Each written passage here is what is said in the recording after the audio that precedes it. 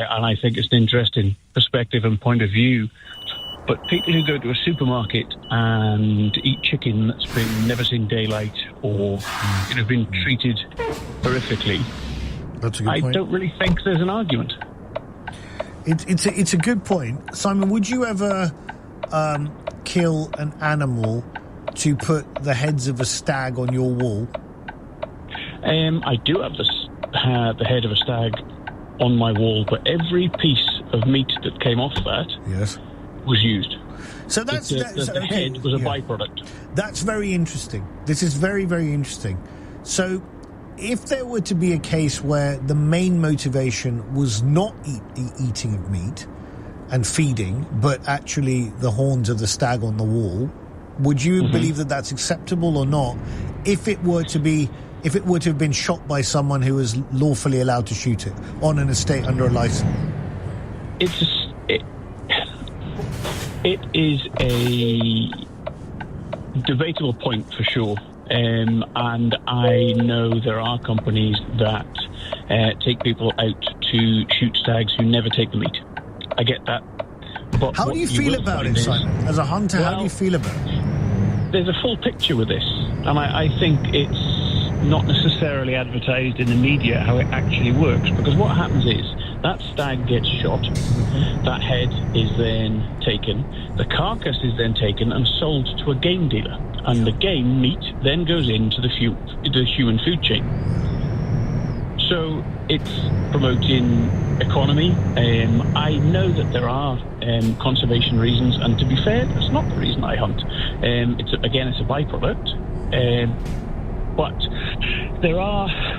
It could be seen as distasteful, and I totally understand that. But the full picture isn't necessarily being advertised. The meat goes into the food chain. The head goes to the hunter. Generally, the stalker that's organised the hunt or whatever would prepare the head and mount it and do whatever else. There's revenue going into the economy through that. I mean, you pay. Well, I'm north of the border, but I mean, you would generally pay £50 per point of a stag. So if it's got 12 points on its antlers. I see. Yeah, 50 quid a point. Okay, this is okay. Interesting. And what do you get, Simon, from a psychological, personal point of view, from having the head of a stag on your wall? To me, it's almost a sign of respect. I have done everything to take as much from that animal as I can.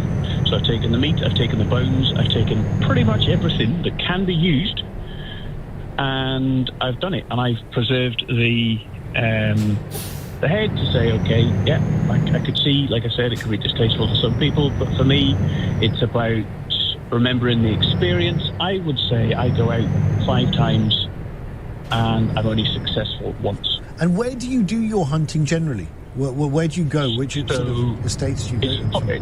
You have to name forestry land that I rent. Okay. So there's been a lot of felling where I shoot at the moment, and there has then been replanting. Okay. And I can see with my own eyes the decimation that comes from the animals in the area eating the fresh buds and the young tree, the young planting. So people are talking about seeing deer dead on the side of the road, and that'll cull enough deer. I'm not sure where they get numbers from for this. Well, Linda was making the point about. I don't know. It could be true. I have no idea. But I don't know either. I doubt it. I don't know either. What do you make of this before I let you go? That David Fleetwood, the policy director at the John Muir Trust, the conservation charity up in Scotland, said that to meet the Scottish government's ambitious targets on nature and climate, deer densities need to reduce to levels that allow for natural regeneration. I think that the Scottish government have an interesting perspective on deer management. I don't agree with all of it, to be perfectly honest. There is now no closed season on male deer, so you can shoot male deer at any point. which I don't agree with. I stick to the old seasons, as do most people that I know. I mean, if you want to control the population of deer, you generally target the females. But, you know, I'm not one to write policies. I'm just one to try and follow them and stay inside the legal boundaries. Okay. I like to think I'm an ethical hunter. Thank you, Simon. Really fascinating call. A lot of people will find it completely abhorrent that Simon puts the head of a deer of a stag on his wall, but I thought it was a very interesting perspective that he does it in his view in an ethical manner, and he takes everything he can from the animal, from the carcass for food, and then he puts this up on his wall as a sign of respect. Very interesting perspective. Is there any excuse for hunting in the UK? 0345 6060 973. Ali Mirage on LBC 150. Nick Ferrari at breakfast on LBC. His numbers add up. 6-7. 6-7. Everybody, are you doing page 6-7? But do hers. Today, I will maintain all income tax and equivalent national insurance thresholds at their current level for a further 3 years. The Chancellor pulls the plug on playtime as she knocks 6-7 bells out of the pay packets of working people. How fair is the welfare budget, and could she come back for more? Can you assure my listeners now, no more tax increases? No Chancellor can predict the future or write next year's budget. Nick Ferrari at breakfast. Back tomorrow morning from 7. Listen on our free Global Player app or the new LBC app. For people living with dementia, Christmas can be confusing, overwhelming, heartbreaking. Families are often left to cope alone. But you can help a family reimagine Christmas. Donate to Alzheimer's Society and you can help provide practical support, expert advice and crucial companionship this Christmas.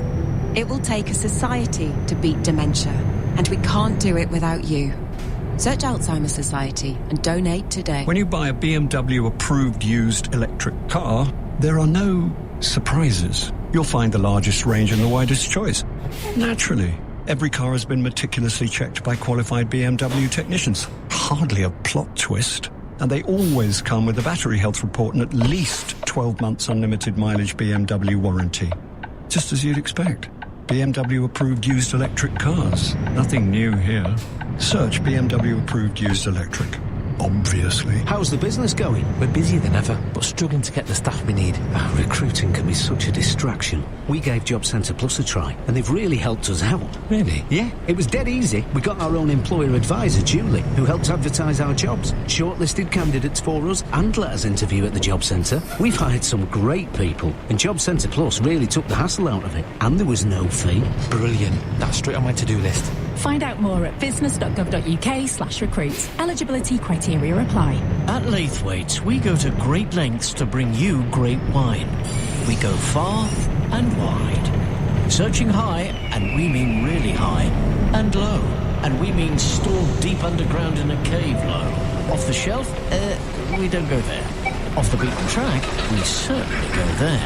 And the best bit is, we even come to you. Order now at laithwaites.co.uk. Laithwaites. We stop at nothing to bring you great wine. Ali Mirage on LBC. Call 0345 6060 973. Ali Mirage on LBC 153. Is there any excuse for hunting in the UK? 0345 6060 973. Daniel, I'll come to your call in a second. Jill says this in Purley, only if you're going to eat the meat. Kill a fox, eat the fox meat. Will says it's hilarious that you think that fox hunting is pest control. It's a posh man's day out, and we all know it. And Simon says, what another load of rubbish. The fox population is a tiny, small proportion in comparison to rabbits, rats, mice, and fowls of which foxes prey upon. They are there for a purpose. All right, we're not just talking about foxes, we're talking about badgers, we're talking about deer, we're talking about it all. Daniel and Crawley, good afternoon. Hello. What would you like to say? I quite agree with a lot of what you're saying, but I'm going to come from a point of view now, like, my partner's dad goes out hunting deer a lot, but doesn't do deer, he does pigeon, pheasant, and duck. Oh, yeah. But everything he shoots goes to his pub, so he's a chef at a pub, and he carves it himself, he cuts it, and he sells all that food at that pub. And I think it's good, because a lot of the things that happen, or like as Louise said, the big imbalance caused by humans, but there's nothing to balance it out. And the only thing I believe that the government think of at the moment is hunting. And there's not much else we can do to introduce. I know I follow a lot of wildlife programs and documentaries on YouTube about reintroducing predatory species like the Eurasian lynx. It's not just them that help; it's also like the other grasshoppers. Like in Canterbury, they reintroduced the European bison, and what that'll do, that pushes other species out. But at the moment, there's nothing to do that. There's nothing to hunt them, so I think the only option we've got at the moment, it's a terrible option at the moment, but it's absolutely the only option we've got. But there's always going to be hunting, and there's always going to be a need for it. So Daniel, that's quite interesting. You're taking a rather pragmatic approach to the whole thing. It doesn't sound like you're overwhelmingly delighted about the whole thing, but you're sort of pragmatic about it. Is that right?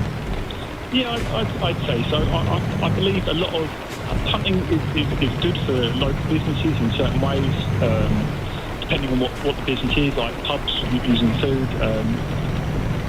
anything that you can get out of it that's useful. As long as you're using everything from it, I think there's a benefit from that. So that's interesting, because would you say then, from a moral point of view, because there's a moral element to this, right? So would you say that there's a distinction between people doing it for sport and for pleasure, and for dressing up and going trail hunting or whatever they do, or even deer stalking in the season, right? Wearing their tweeds and going up and doing their stuff. Is there a difference between that and actually killing animals for food? There's a big difference, I think. Anyway, like the people that go off to South Africa and they shoot an elephant or a giraffe, like that. I know there was a big incident where a lady killed a giraffe, I think it was. And that hit headlines, and everyone's like, why would you kill a giraffe? And it's like, well, this happened, or it was too old, or it was fighting all, like, in some cases, sure, like, say if a male was active, like, I think in this case, the male giraffe was going around terrorising, killing the children, or the baby giraffes and all that lot. Then there's obviously going to be a reason that's always going to be there. Okay. I just don't think hunting purely for sport is ever going to be a good thing. Okay, Daniel, appreciate your call. John, a new caller in Crystal Palace. John, good afternoon, welcome. Good afternoon. What would you like to say, sir? Well, look, I think there's been quite a balanced discussion. The act of enjoying the sport, I think, is an interesting one. I'm a spear fisherman. Okay. And I eat everything that I kill, mainly bass, but I enjoy the sport of it. What's a spear fisherman, John? Forgive my ignorance. What is this?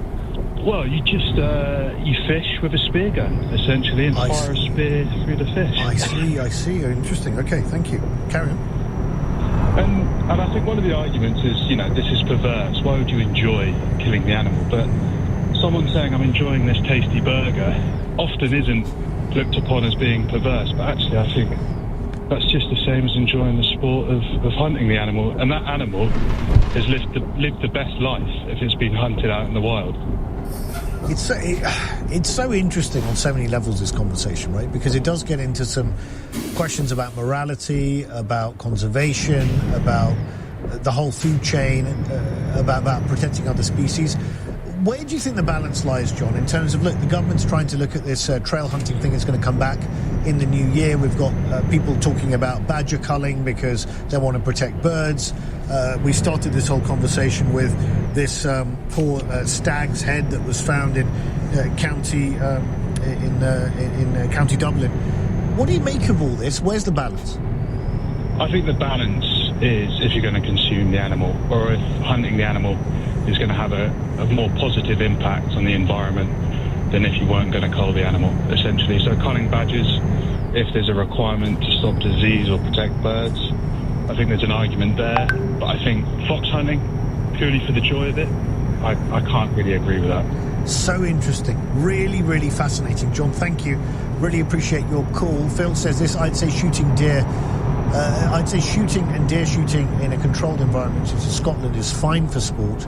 If we say it was inhumane, we would say that rearing chickens for food is inhumane, says Phil.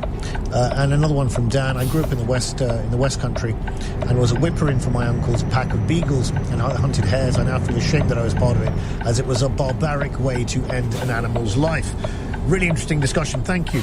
Now, puppy blues hit nearly 6 in 10 new dog parents, according to research, with 1 in 4 considering rehoming and 1 in 10 pets being rehomed within a month.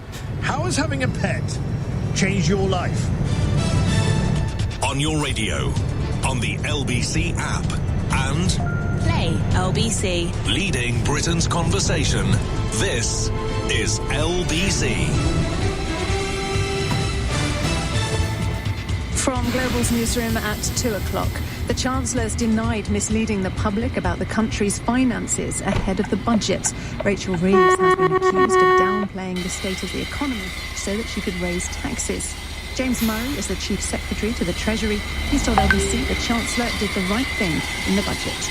So what the OBR forecast showed at the end of October was firstly that the productivity downgrade was real, but it was also clear at that stage that we would need to take action to increase headroom, because we needed to make sure we were bringing down the cost of borrowing, that we had that greater headroom to protect us against future shocks, and that's exactly what the Chancellor did.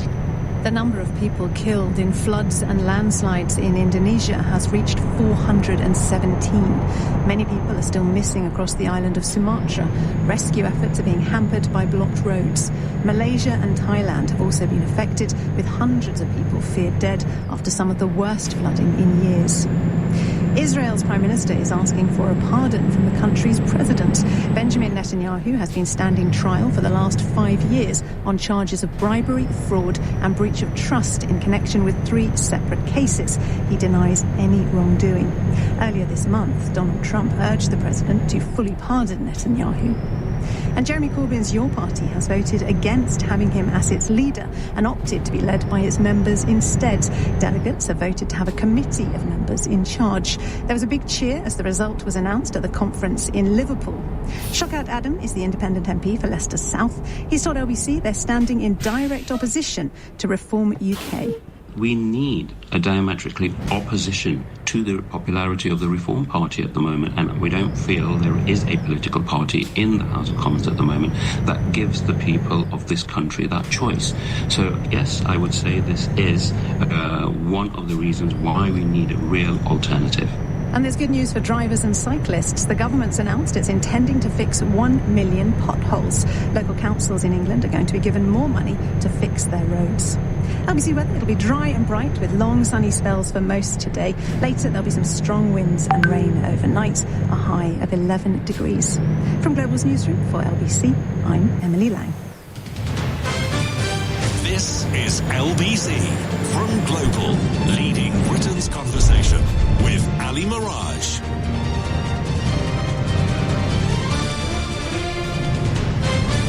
Ali Mirage on LBC, 2 minutes past 2. Well, yesterday we sort of did a bit of a medical show, really, with prostate cancer and menopause. And today it's a little bit of an animal-themed show, and I make no apologies for it, because we've just done hunting, and I want to talk about pets, because there was an interesting piece that caught my eye in the Sunday Times, and there have been various other pieces in other papers in recent years as well, really. But this one caught my eye today. We bought a puppy and it ruined our lives. This is by Ian Mark Jones. I wanted a baby. My partner Lainey wanted a puppy. So we compromised and got a puppy. Friends told me that raising a pup was a time I'd never forget, words that now sound like a threat. I read books on the psychology of dogs. I consumed training manuals and television shows, all promised, albeit with playful caveats, the best time. Yes, perhaps, but maybe the pup might prove the tiniest bit challenging. But think of the joy. I never wanted a puppy. Suddenly, based on the advice from friends and family, from TV and social media, I never wanted anything more. A month later, I was sitting in a car with puppy pads across my lap when Lainey, this is the person who's written this piece, Lainey, the partner, handed me a little miracle. Dizzy. The first week consisted of 1,000 nightly pisses, destroyed furniture and chewed wires. Our whippet zoomed around the flat like Sonic on crack. She would take a surprise poo in a random location, kicking off a revolting game of hot or cold. She ate everything other than her designated food and wanted to play at least all of the time. She sought constant attention until you gave her attention, and then she considered attention a little gauche. At the end of that week, having barely slept, I tried to nap on the sofa, and the first inkling of regret hit me like a paw in the face. Puppy blues.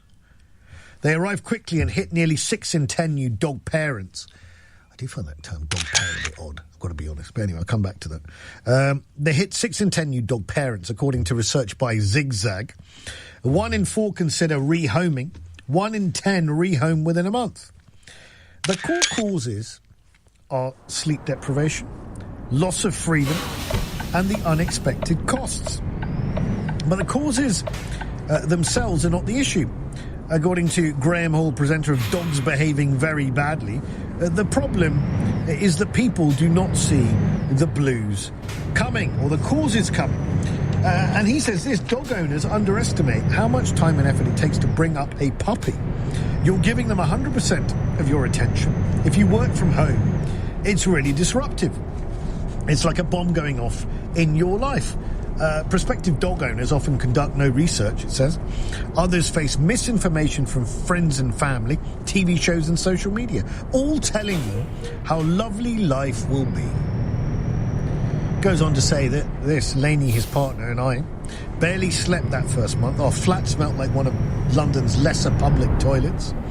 We'd not been on a date since Dizzy. She howled every time we left, so we would return distressed by her distress. Dizzy's the dog, by the way. Our sex life was non-existent. We seemed to argue all the time, often for no reason. Strangely, we struggled to identify the cause of our arguments, even as she burrowed a hole in the sofa. It goes on. You get the picture. And I'm going to tell you how this story ends in a minute, which sort of ends in a rather positive and cheerful way. We'll come to that in a second. But I just want to ask you this.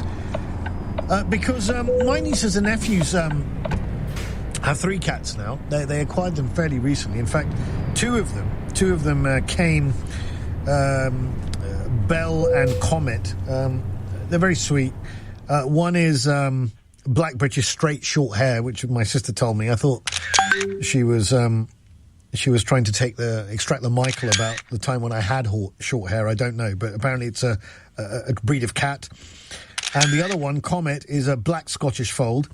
And Cinna, who's the latest addition to this, apparently Cinna is some character in the Hunger Games. Forgive me, I don't watch these things, so sorry if I've got this wrong or I'm making out to be someone who's really uninitiated. Cinna is a golden Scottish fold. Look, I love these cats. I don't like animals all around me and on top of me.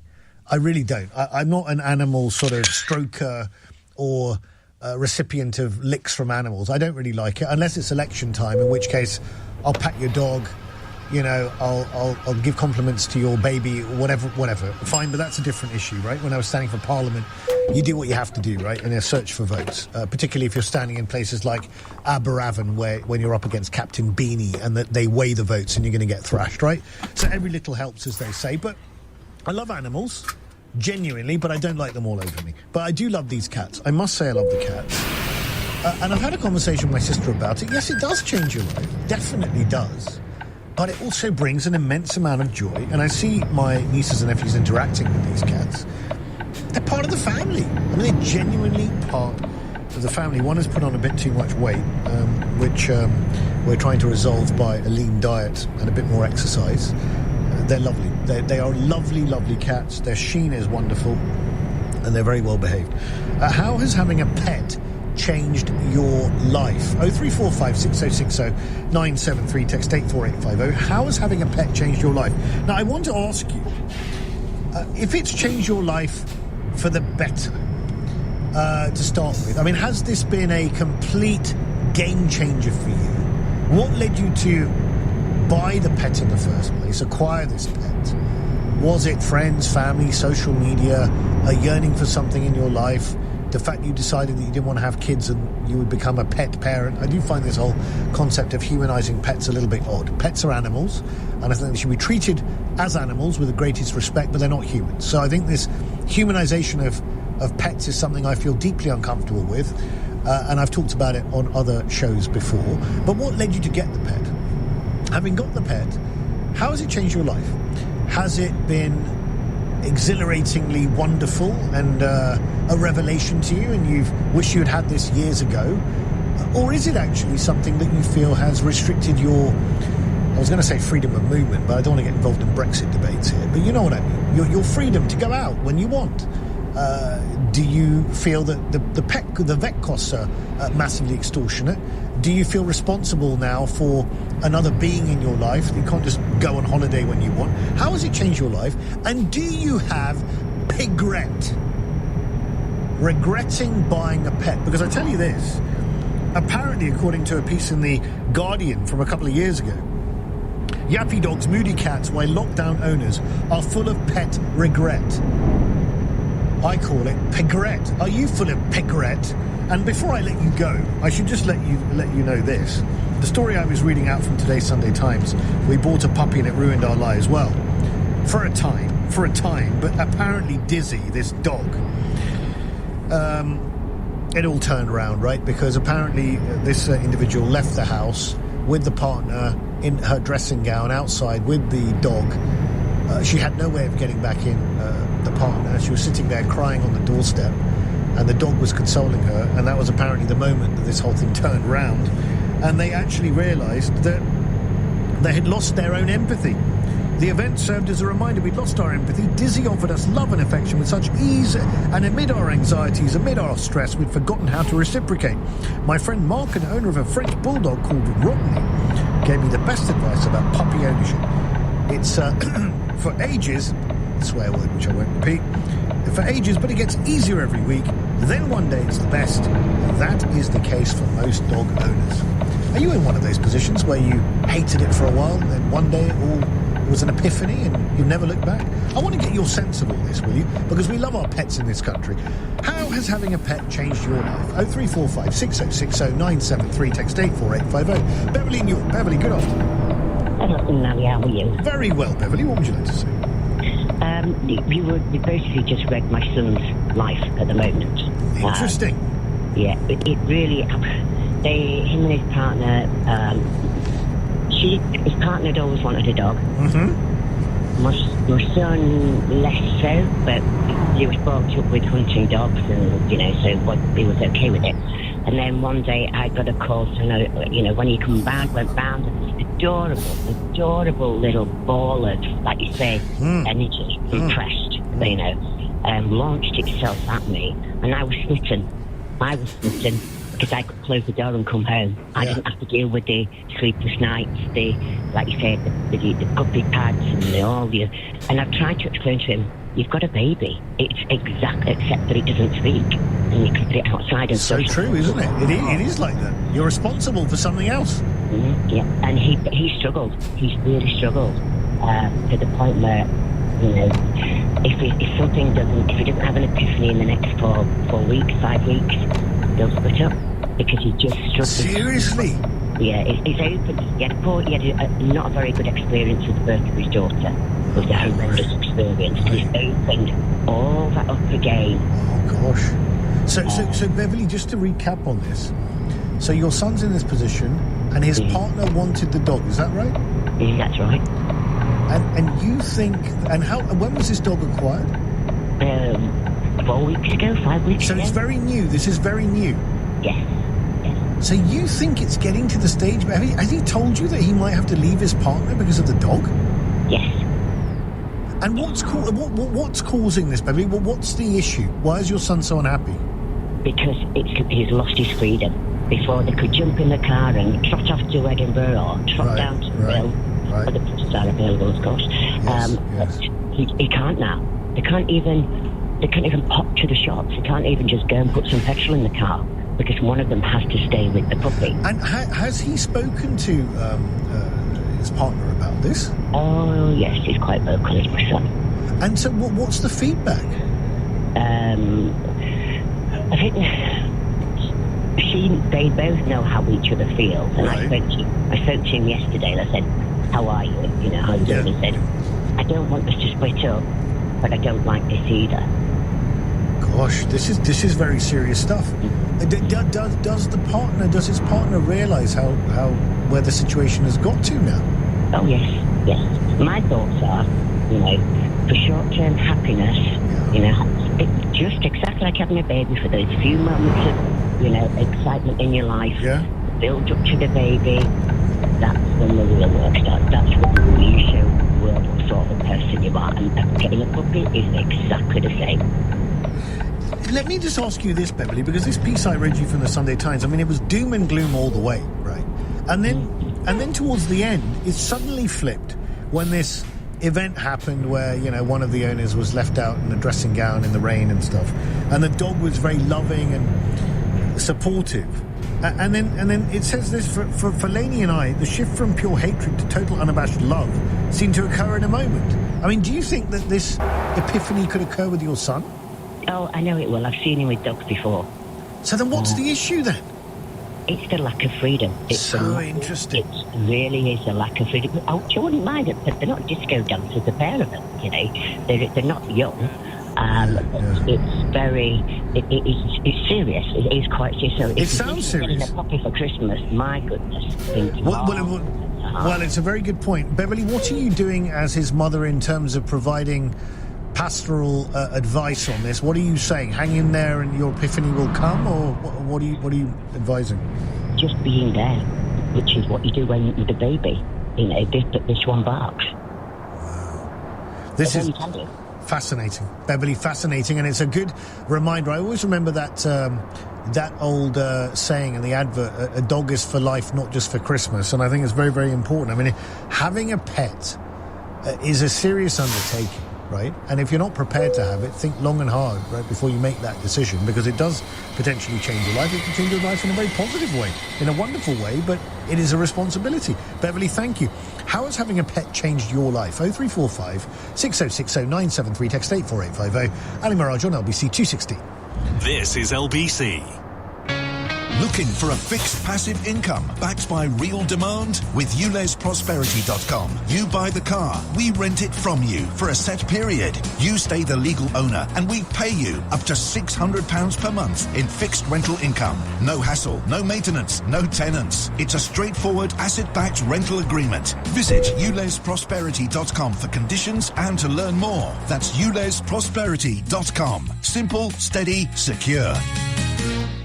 At Pets in a Pickle, we're here when it matters most. For fuss-free pet insurance policies as unique as they are, visit petsinapickle.co.uk. I'm fulfilling more international orders thanks to working capital support.